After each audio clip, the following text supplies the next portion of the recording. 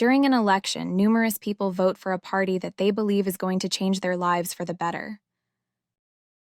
For some of these people, what goes on at this level defines what their life is like. In other words, their life will be in the hands of whoever is in power, and so it is to be expected that they would not only vote, but be careful who they vote for. If their party gets into power, then they can be happy, but if they don't, they can feel totally helpless. Putting the political world to one side, there are numerous people who look toward their partner or friend to change their life. Once again, another person will be seen as defining what their life is like. This person, regardless of if they are their partner or friend, will be seen as having power over their life, and so it is to be expected that they would look toward them to change their circumstances. They can hope that this person will give them what they need, and that this happens before long.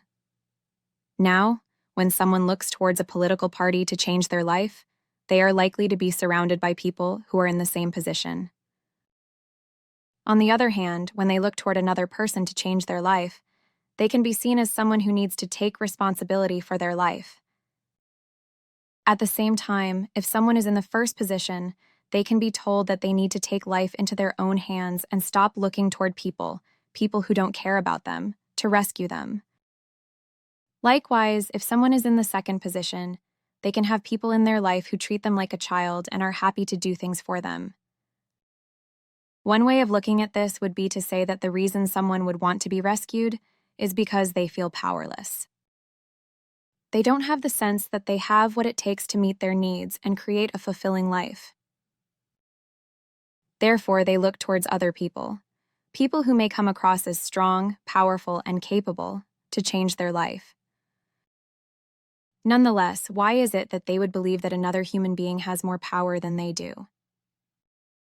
Of course, some people have a lot of power, certain abilities, know other powerful people, and even have a lot of money, for instance. But they will still be human beings. What they won't be are all-powerful, all-knowing, all-seeing gods. With this in mind, although they can see themselves as lacking what these people have, they are, like these people, still a spiritual being having a human experience. Inherently, then, they are no different to these people.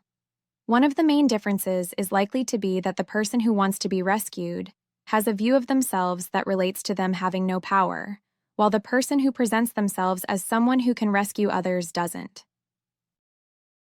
But beyond the view that someone has of themselves is the fact that they are not merely an observer of their reality. No, they are co-creators of their reality, with what is held inside their own consciousness defining what they do or don't experience. This is something that has been said for thousands of years, and in more recent years has been backed up by quantum physics. Taking this into account, if someone sees themselves as someone who needs to be rescued, they will consciously and unconsciously create a reality that reflects this view. Yet, without this understanding, this will just be seen as a reflection of how powerless they are. In a way, it will be as though they are playing a game, but as they are so caught up in this game and it is so normal, they won't realize this. Still, this doesn't change the fact that they are unknowingly choosing to play the role of having no power.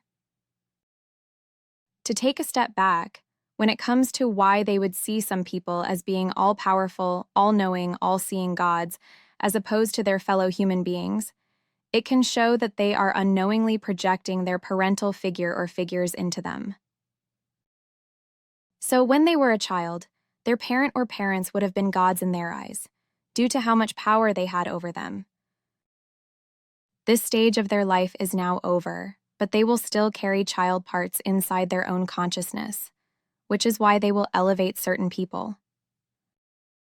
When this happens, they will attribute more power to someone than they have, and in the process, they will give away their own power. If someone is in a position where they don't have a felt sense of their own power, they are likely to have a lot of inner work to do.